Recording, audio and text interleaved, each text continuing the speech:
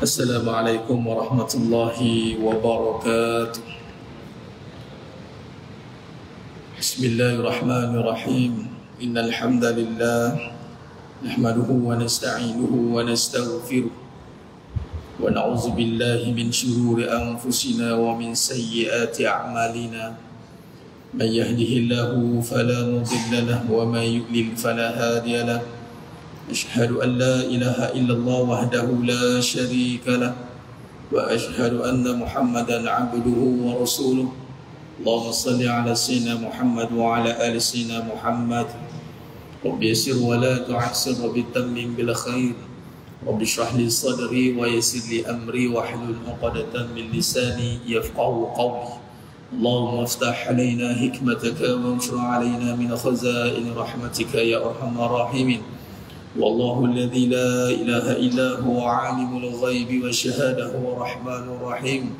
Wallahu alladhi la ilaha illa huwa al-malikul quddus al-malikul quddus as-salamul mu'minul muhaiminul azizul jabbarul mutakabbir. Subhanallahi 'amma yushrikun. Wallahu al-khaliqul bari'ul musawwirul lahul asmaul husna. Yusabbihu lahu ma fis samawati wal ard wa huwal azizul hakim. Wala hawla wala quwwata illa billahil aliyyil azim. Wala manja minallah illa ilaihi. Amma ba'd. Ayyuhal mu'minun ittaqullah. Usikum wa iyaya bittaqwallah. Faqad fazal muttaqun. Sedang jemaahnya dimuliakan Allah Subhanahu wa taala. Mudah-mudahan kita semua tergolong dalam golongan hamba-hambanya yang benar-benar bersyukur. Amin ya rabbal alamin. Alhamdulillah, syukur pada Allah Subhanahu wa taala pada malam yang penuh barakah ni. Allah Subhanahu wa taala izinkan kita lagi sekali untuk istiqamah di dalam suasana ketaatan. Permulaan hari bagi umat Islam ini adalah maghrib. Jadi permulaan hari dikira diukur dengan waktu solat. Dan bagi umat Islam maghrib maksudnya hari baru. Bila masuk hari baru, kita boleh berada pada permulaan yang sangat penting, iaitu kita mengutamakan panggilan Allah, iaitu menyahut seruan Allah, iaitu mendirikan solat fardu secara berjemaah di rumah Allah. Maka ini satu kejayaan yang besar. Hayya 'alas salah, hayya 'alal falah. Namun itulah yang perlu kita seringkali fazakir fa inna zikra tanfa'ul mu'minin. Seringkali nak ulang-ulang bagi ianya sebati dan makin meresap dalam hati biar kita benar-benar menikmati. Sebab barangkali kita bimbang boleh jadi amalan yang biasa kita buat tanpa kita ada penghayatan, dia akan jadi amalan yang biasa-biasa. Itu maksud saya. Dia boleh jadi biasa-biasa. Dah biasa dah. Bagi umrah berkali, biasa dah. Seberkali dah. Macam mana solat awal waktu? Dah biasa dah awal waktu ni. Dia nampak biasa. Walau awal waktu ni adalah amalan yang paling Allah cintai. Langkah ke rumah Allah, biasa dah. Jadi kita tak nak anggap walaupun amalan tu biasa dilakukan, namun kita tak nak anggap dia biasa-biasa. Ini juga menjadi talbisul iblis. Dia boleh buat amalan yang tidak dipandang oleh manusia. Tak ada orang rasa popular pun datang masjid awal waktu. Tak ada popular pun. Tak ada lagi lah orang nak, aku boleh awal waktu dah. Tak ada. Orang kata apa, tak apa lah ikut kau lah. Kau dah lapang, aku sibuk. Tapi kalau amalan-amalan yang ada mendapat perhatian, sebagai contoh, aku boleh tahajud ni. Itu yang orang kata, hebat ni. Hebat ni. Aku boleh khatam Quran ni setiap hari baca sebagai contoh. Amalan tu mungkin nampak hebat. Memang hebat pun. Tetapi kadang-kadang amalan yang besar itu di sisi Allah itu ternyata adalah hadis sebagai contoh melangkah kaki ke rumah Allah itu.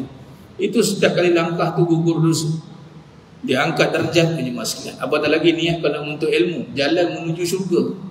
Terang-terang datang majlis ilmu, jelas. Majlis ilmu Nabi kata Allah permudahkan jalan untuk ke syurga. Kata Syekh Ali Jum'ah Al-Alam, Dr. Ali Jum'ah ketika 2-3 bulan lepas dalam Arba'in Nawawi, ketika syarahkan dalam bab ilmu ni sekalian, Syekh kata apa? Syekh kata bila menuntut ilmu ni, kemudian kita istiqamah dengan betul niat, ibarat kata Allah menunggu di penghujung jalan kita disambut kedatangan kita. Bayangkan mas. Macam kita lah KP1 orang haji yang first turun tu siapa sanggup? Orang biasa-biasa nak meraih kan. Jadi tuan-tuan, jalan ke rumah Allah, jalan ke majlis ilmu ni bukan kerja biasa mas. Kalau kerja biasa rasa senang lah. Senang lah mas. Punya susahnya kena ambil masa lama mas. Maksud kata masa lama apa? Ni saya tamsilkan saja mas, saya umumkan, saya tak nak khususkan. Tak ada kena mana-mana pihak. Maksud kata nak cari ketika muda tu nak datang masjid susah. Punya ambil masa lama mas. Kalau kata amalan tu senang, tu masuk kata. Kalau boleh nak heret budak-budak ni, remaja gitu, anak-anak kita baru membesar, yang baru umur 20-an 30-an, mungkin ada, alhamdulillah. Saya ni taklah baru dalam bidang ni mas. Tapi daripada kecil Allah Ta'ala takdirkan saya membesar dengan ayah saya wajib negeri Shah Alam. Kemudian melihat dengan masjid ni, terutama kanak-kanak ni, alhamdulillah lah kita boleh nampak di kategori Gen Y ni, belia umur 20-an 30-an, dia datang tu betul-betul nak datang. Bukan senang mas. Tuan-tuan kalau perhati, peganglah. Bukan senang dan sangat menjadi keutamaan. Dan dia takkan nampak dunia tu di masjid. Wallahi mas. Masjid ni tempat apa? Last resort. Dah tak ada buat apa pun nampak masjid. Saya bersyukur mas sekalian, Allah ikat saya dengan masjid sampai sekarang. Baru 10 tahun lah. Tak lama lah, baru 10 tahun. Saya rasa syukur Allah ikat saya dengan masjid. Kalau Allah tak ikat ni, saya rasa tak mana-mana pergi tahu. Sebab kita nampak masjid ni bukan satu perkara yang hebat. Tak sebagaimana zaman bagi Nabi Muhammad SAW. Para sahabat melihat masjid ialah tempat membina kehidupan. Di sinilah adanya pengajian-pengajian membina roh jiwa, dan memang itu peranannya. Jadi di situ kita lihat apabila kehidupan dunia itu dipisahkan dan difitnahkan, bahwasanya amalan yang besar, contoh datang majlis di masjid, solat di masjid, berarti kata masjid itu tidak jadi keutamaan dalam kehidupan. Yang dilihat adalah bagaimana membina. Nak kahwin pun rumah bina masjid mas. Lepas ni maghrib habis ni, saya kena turun balik. Adik saya bungsu kahwin. Lepas Isyak ada nikah malam. Nak bina masjid, nak kahwin ke kait dengan bina masjid. Tapi bahasa mudah, mandang nak ke masjid. Nak bina nama perkataan masjid. Tapi yang lelaki ni nampak tak bina utama tu, bina relationship, hubungan dia dengan rumah Allah ni, masjid ni, how strong dia bina. Pertama, bina dengan penglihatan, perception. Dia pandang masjid ni kerja besar ke kerja kecil, atau kerja sampingan, ataupun dah tak ada kerja. Tentu pilih lah. Ni kita kata kebenaran, ni fitnah ni kehidupan. Inilah namanya fitnah. Fitnah ni maksudnya berpaling. Fitnah ni adalah cobaan buruk dan baik, itu dipalingkan tentu. Kebaikan itu dinampak seakan kebiasaan, malah boleh membawa ke keburukan. Keburukan itu akan berpaling menjadi kebaikan, malah itulah yang sepatutnya. Bagi contoh, bina kehidupan dunia dulu katanya. Tak apa masa kau habis, tak apa bina masjid ni, tak apa. Yang penting solat. Yang penting solat. Tapi dalam solat dia diingat tak orang lelaki ni solat dia keutamaan, walaupun mazhab Syafi'iyah itu tidak mewajibkan, fardu kifayah. Tetapi adakah hati meletakkan masjid di keutamaan dia? Ini satu agenda besar Dajjal dan kuncu-kuncunya. Masjidil Aqsa terjemah sekalian, sampai sekarang depa tak boleh ambil. Dah 2 panglima depa, panglima Palestin, yang mana rakyat terkorban sekalian. Bayangkan 75 tahun, kalau fikir secara logik, apa payah nak depa nak habiskan dengan military system kono-kono canggih-manggih kan. Dengan kata dah kena kepung, tapi ada lagi, masih tak habis. Sebab apa? Sebab ada masjid. Masjidil Aqsa telah bentengnya. Walaupun dikerahkan, walaupun diklaim sebagai kuasa dunia, Tapi dia tidak boleh menguasai lagi dunia. Sebab apa? Sebab masjid itu adalah defense system yang paling besar yang Allah buat. Tak ada siapa boleh tumbangkan masjid. Walaupun kita nampak dengan keadaan luaran sekarang itu berlaku kepincangan, tetapi mereka bermati-matian nak ambil. Sampai sekarang tak selesai lagi. Sampai sudah nanti Imam Mahdi keluar, kemudian Nabi Isa tu pun tak ada mereka nak masuk masjid pun, kena bunuh nanti. Dan kembalilah Masjid Al-Aqsa ke dalam tangan umat Islam. Dan di situ jemaah sekalian, kita nampak kebangkitan dunia Islam. Sekarang ni bertempiklah macam mana pun, tak jadi apa. Bolehlah, tapi selagi mana masjid belum dikuasai oleh umat Islam sepenuh, terutamanya Masjid Al-Aqsa. Tapi Masjid Al-Aqsa itu, kalau kita lihat bagaimana zaman Sayyidina Umar Khattab radhiyallahu anhu yang berjaya membebaskan Masjid Al-Aqsa. Bagaimana Salahuddin Al-Ayyubi nak tengok yang boleh menakluki Masjid Al-Aqsa kembali. Zaman Sultan Muhammad Al-Fatih. Itulah umat waktu itu. Umat yang mana menjadikan masjid ini kehidupan dia. Penuh masjid. Sayyidina Umar Khattab radhiyallahu penuh masjid. Zaman Salahuddin Al-Ayyubi penuh masjid. Zaman Sayyidina Utsmaniyah penuh masjid dengan rijal. Sebab itu iman sekalian, bila masjid ini menjadi tempat yang tidak lagi dipandang hebat oleh generasi muda, maka disitulah keruntuhan. Bermula kat mana keruntuhan agak-agak sekalian? Yang pertama, fitnah yang terbesar yang dikuasai oleh iblis dan naik presidennya Dajjal, kuncu-kuncunya adalah syaitan. Apa yang paling nampak tuan-tuan bila masjid tak pegang? Itulah keruntuhan masjid yang dikaitkan dengan rumah tangga.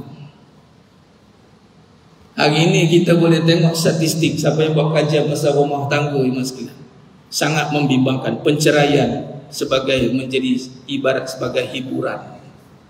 Penceraian semakin bertambah. Kalau tak bercerai pun hati tawa. Nak seorang lelaki nak bertanggungjawab pada keluarga jadi tak kuat. Dia kata, mana boleh aku je nak bayar, kita bagi dua. Aku je, mana boleh. Lelaki tak ada kekuatan.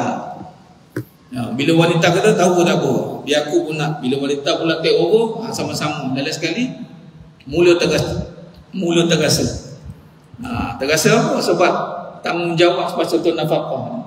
Kalau ikutkan itu, kita tidak diwajibkan dalam rupa bentuk ketetapan dia mengikut kemampuan suami, tapi kerana dah bagi dua, isteri pun akan cuba take over. Dan di situ dia terasa lah, dia akan buat satu arrangement yang mengikut kemahuan isteri, bukan ikut kemampuan suami. Di sini jemaah sekalian boleh tengok, boleh search, boleh tengok kat Google Scholar, kajian-kajian akademik tentang masalah rumah tangga. Ini pun dinampak biasa, sekadar hiburan. Satu, kedua nampaklah biasa tu rumah tangga, biasa dah tu bergaduh, bercerai, biasa dah tu. Wallahi masalah. Kalau itu dianggap biasa, parah umat kita sekarang. Sebab apa? Sebab ada hadis Nabi sallallahu alaihi wasallam yang menceritakan tentang fitnah yang paling besar. Fitnah yang paling besar. Daripada Jabir radhiyallahu an, dari Nabi sallallahu alaihi wasallam bersabda, "Inna iblis yad'u 'arsyahu 'alal ma' summa yab'atsu sarayahu fa'adnahu minhum manzilatan a'zamuhum fitnah." Sesungguhnya iblis meletakkan singgah sananya di atas air, yakni laut, kemudian ia mengutus bala tentera, yakni apa? Syaitan, jin yang mengikut ideologi iblis dinamakan syaitan. Maka yang paling dekat dengannya, dengan siapa? Dengan iblis. Yang paling besar fitnah yang minhu manzilata a'zamuhum fitnah. Jadi yang paling dekat dengan iblis itu adalah jin atau syaitan yang berjaya melakukan fitnah ini. Fitnah paling besar dia duduk paling dekat dengan iblis. Maka datanglah seorang, di sini Nabi gunakan seorang, yaji'u ahaduhum, sebab apa seorang? Kerana jin minal jinnati wan nas. Dua-dua makhluk kejadian ini ditaklifkan oleh Allah, dipertanggungjawabkan. Tak ada kita guna seekor, bukan ekor, kita duk nampak ada ekor. Kata almarhum Tuan Datuk Ismail Kamus, kata tak ada siapa boleh nampak jin lagi secara kejadian asal, kerana dia dalam zon yang lain. Adapun itu hanya jelmaan dia, tapi kalau betul-betul nampak tidak. Pada zon dia kana minan nar, jadi pada api, daripada api. Jadi kejadian, dan dia ada akal, dia ada perasaan, dia ada struktur dalaman, ada persamaan, tinggal lagi luaran berbeza.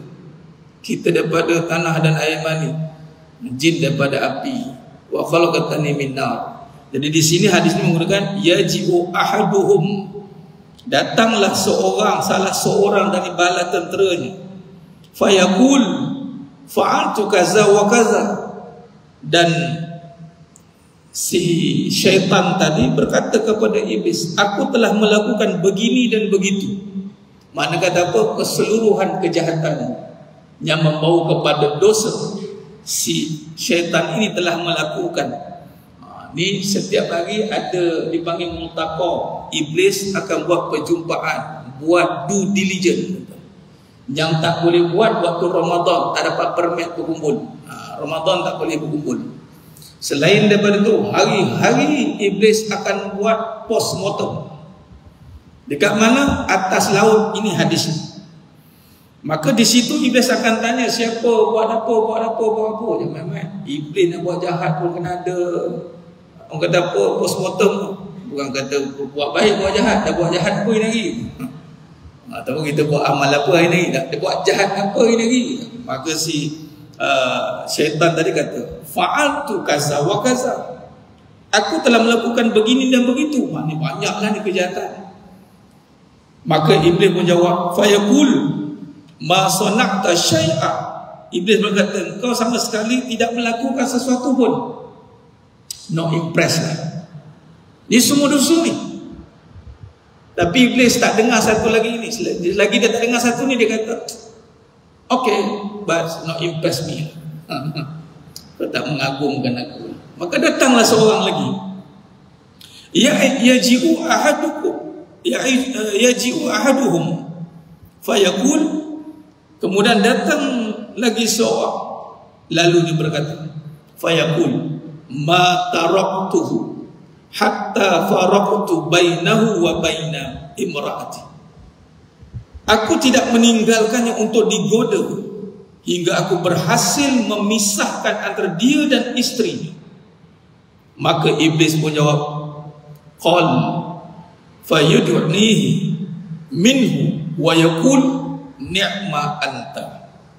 Maka iblis pun jawab, sungguh hebat setan seperti kau. Rawahu Muslim. Ini macam bagus. Maka si iblis dengar saja setan yang boleh memporak-porandakan rumah tangga ni sehingga bercerai-berai secara syar'iah atau cerai-berai secara dalaman saja, hati dan tak sehaluan, seorang ke timur, seorang ke barat, walaupun duduk berdepan. Sampai tahap aku dah tak nak duduk, aku berpisah. Ini iblis kata, syaitan yang berjaya memporak-porandakan rumah tangga, inilah fitnah yang paling besar. Fitnata minhu manzilatu a'zamuhum fitnah. Maka iblis kata, ni'ma anta. Dia turun daripada singgasana, dia panggil syaitan tadi naik duduk sebelah. Tuan-tuan sedang jemaah yang mulia Allah. Perkara pertama yang kita kena tanam dalam diri kita, kefahaman kita, apatah lagi kita berada di zaman fitnah akhir zaman. Lalu kita letakkan apakah fitnah yang besar yang dikatakan oleh Nabi SAW menurut musuh nombor satu. Nah, itulah iblis kata yang mencerai-beraikan rumah tangga. Kenapa dia berkata begitu? Kerana dialah yang orang kata apa, meniupkan keraguan kepada Siti Hawa. Bukan jadi punca. Siti Hawa punca, jangan salah faham perbahasan ini. Namun Hawa ini mudah didekati. Wanita ada perbahasan hawa nafsu. Hawa nafsu. Hawa wanita. Nafsu paling dekat. Lelaki adalah wanita lah gangguan. Lalu si iblis meniupkan keraguan kepada Hawa. Nabi Adam AS maksud tidak terkena gangguan itu, namun masuk melalui Siti Hawa. Nah, itu rumah tangga tidak berpisah, tidak, tetapi keraguan, dimasukkan keraguan tentang janji Allah. Tentang janji Allah, apa yang Allah telah janjikan, maka disitulah diragukan. Hari ini berapa ramai dah mula tidak yakin dengan janji Allah. Sebagai contoh, seorang isteri itu apabila mentaati suaminya, selagi mana suami tidak menyuruh perkara yang haram, maka ketaatan itu adalah satu jalan menuju kepada masuk syurga tanpa hisab. Bukan soal suami itu perangai macam mana. Perangai suami itu perangai suami, tapi perangai isteri terhadap suami bagaimana, itu persoalannya. Namun dipersoalkan, takkan saya je nak jadi baik, itu masuk keraguan. Maka suami pun gagal nak meyakinkan isteri, jadilah baik. Kerana aku pun tak baik, nak suruh isteri jadi baik, maka tak adalah satu mesej untuk sama-sama jadi baik. Akhirnya saling buruk-memburukkan. Ini berlaku di masa sekalian. Walaupun nampak simple, tetapi inilah fitnah yang besar. Kita tidak boleh nafikan perkara ini. Cuba lihat, kaitkan dengan statistik, dan tengok, jikalau penceraian itu semakin banyak dan nampak macam biasa, maka kita akan lihat betapa berjayanya iblis dalam menggoda rumah tangga. Bila rumah tangga ini tidak dibina dengan baik, dia bagaimana nak membina isteri negara dan seterusnya. Mesti lahir pada rumah tangga. Tengok iblis, dia tumpu kat mana? Dia tumpu kat rumah tangga. Maka dua rumah yang akan dijadikan kosong. Ni nak kaitkan. Yang pertama, rumah Allah. Yang kedua, rumah tangga. Dua rumah ini yang menjadikan masuk kaki kanan ni mas sekalian, syariat. Bukan saja mau utamakan kanan, itu afdal, Nabi suka, Nabi utamakan kanan. Tetapi bila masjid kaki kanan, masuk rumah balik rumah kaki kanan, syariat. Dan dua rumah ini adalah menjadi agenda besar iblis untuk dikosongkan. Kosongkan rumah Allah dengan secara nyata, yakni orang tak datang, atau secara khafi, tersembunyi. Maksud apa? Hati tak ada dalam ni, badan je ada, hati kat luar. Walhal kita nak hati kat dalam, badan kat luar tak apa.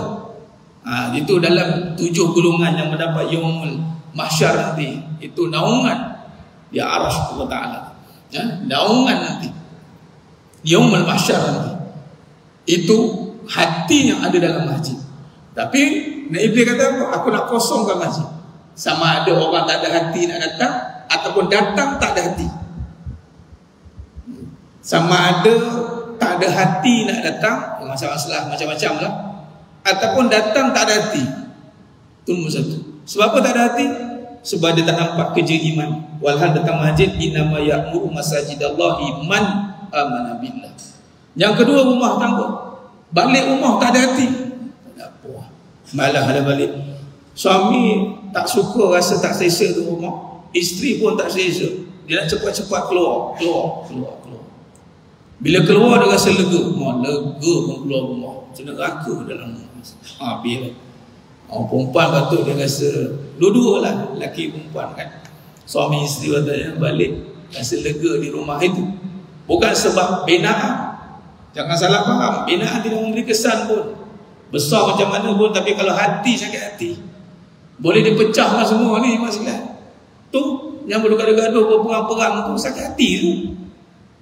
Geram aku, tak boleh nak kuasai lagi, bom sana, tu sakit hati tu. Walhal dah moden dah, kau nak tengok tempat dia tu moden dah, kau nak apa lagi? Allah bagi dah kecanggihan. Dah sampai nak buat pergi planet Marif kan?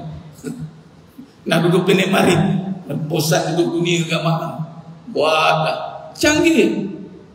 Kalau pergi kat mereka tu bercakap apa teknologi apa tak ada, tapi sakit hati.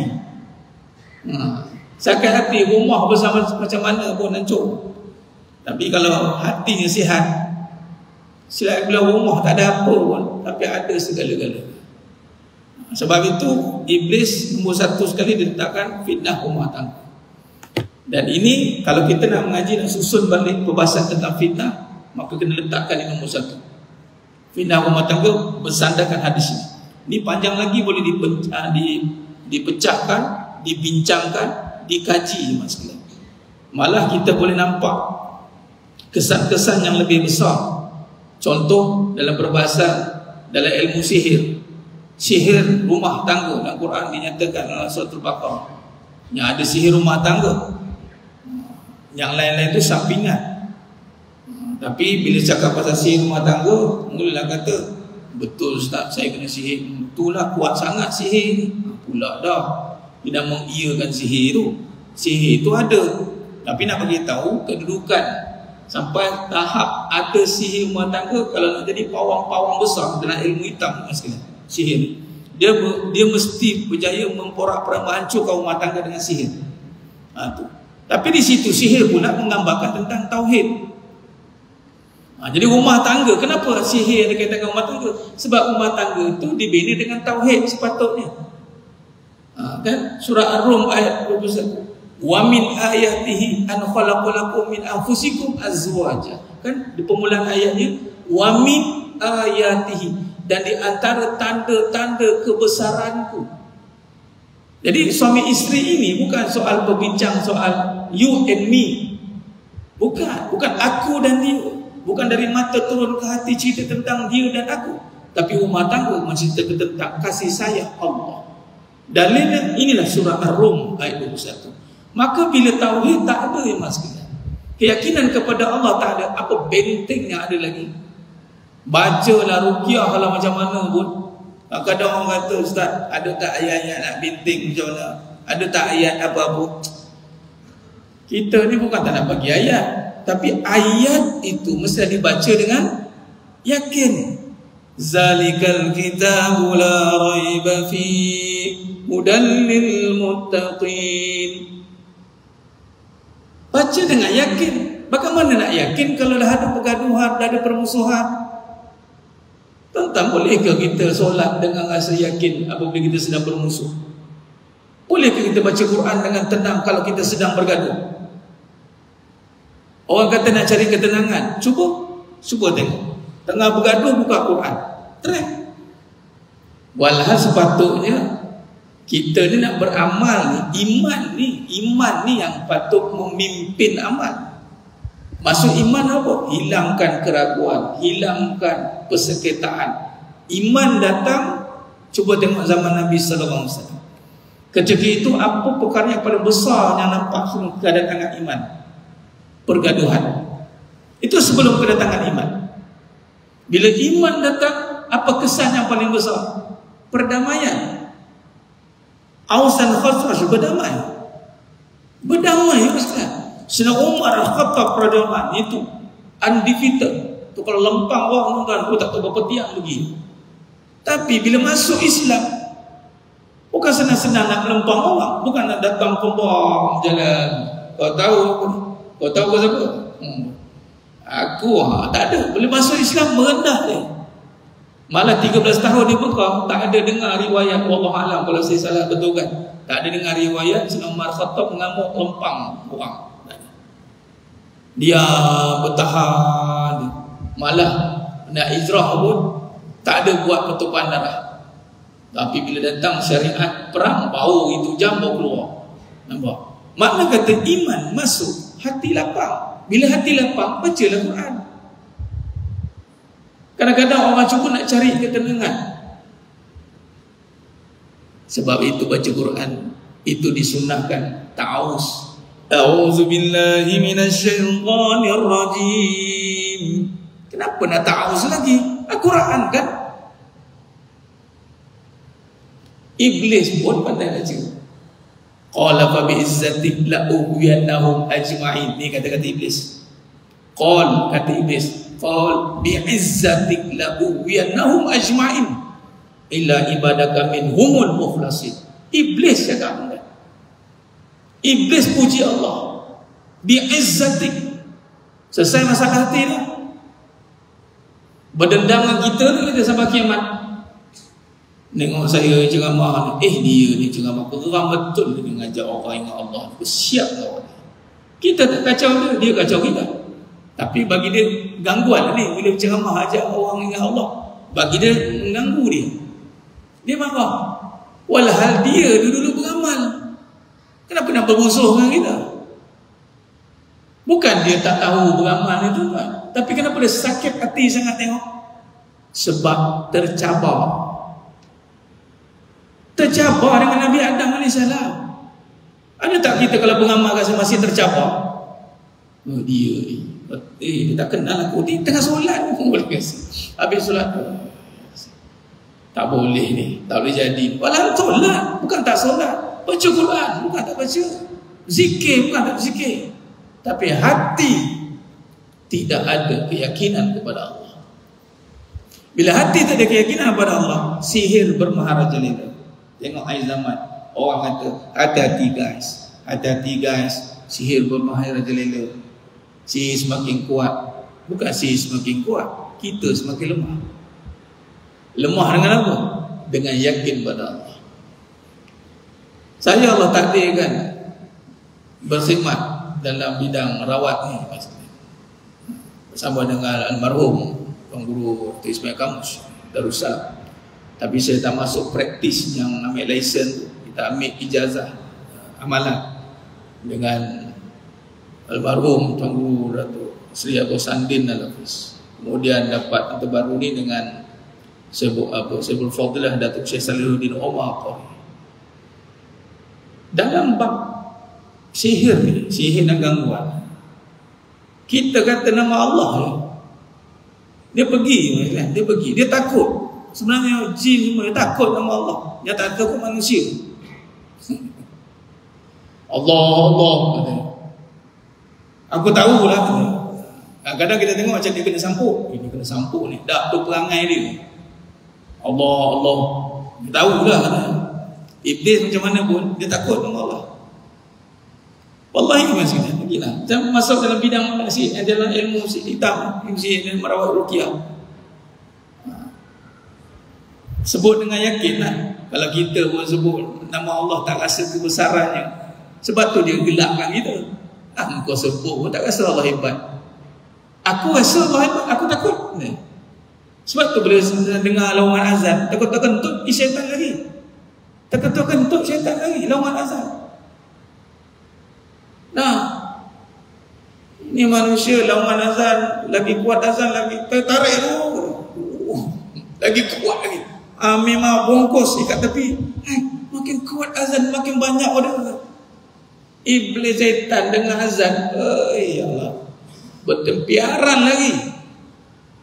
Lepas tu masuk mana-mana ke rumah, kakak tak sedar hati ke apa, gelak azan kat situ, berlari dia.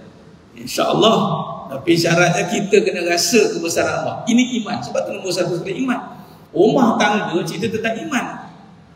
Jadi nak connectkan semua sistem untungkan rumah tangga. Sebab itu sistem iman ni masih rumah tangga. Di situlah keyakinan tentang kasih sayang, di situlah keyakinan tentang rezeki, di situlah keyakinan tentang asy-syafi, asy-syifa, kesembuhan, di situlah keyakinan tentang hari akhirat, masa depan.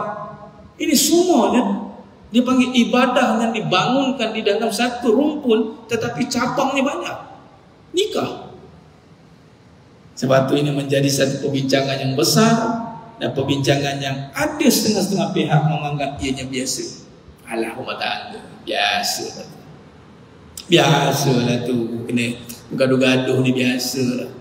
Normalisasi yang membiasakan pergaduhan. Normalisasi yang membiasakan apa dia? Pertembungan, dia kata konflik normal.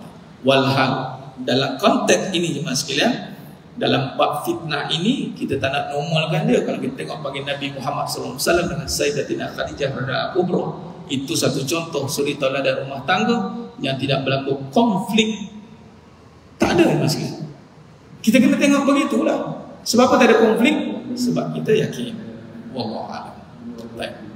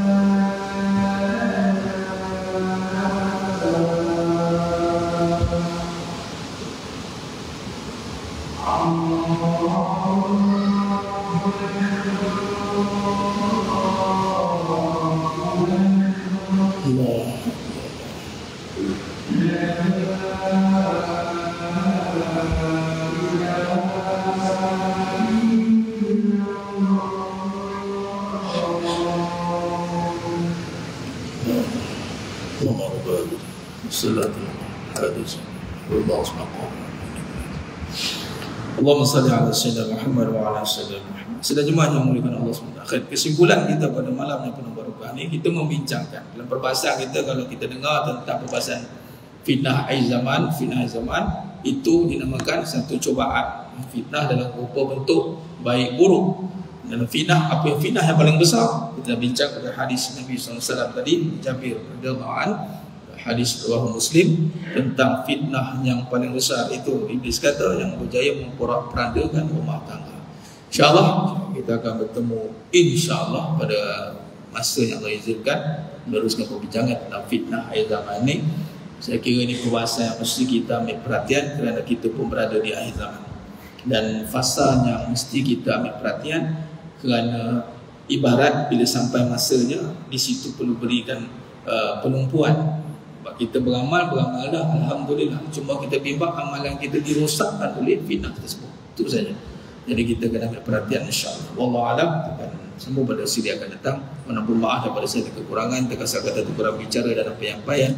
Hanya Allah Taala sajalah yang mampu menyempurnakan perbahasan kita pada malam yang penuh barakah. Aku lupa lihada wa astaghfirullah azim li wa lakum wa bila taufiq wal hidayah. Assalamualaikum warahmatullahi wabarakatuh. Tangguh dengan tasbih kafarah suratul Asr. Subhanallahumma wa bihamdihi asyhadu an la ilaha illa anta. Bismillahirrahmanirrahim. Wal 'asr innal insana fi khusr illa alladhina amanu wa 'amilus salihati wa tawasaw bil haqqi wa tawasaw bis sabr. Wallahu a'lam bis-shawab.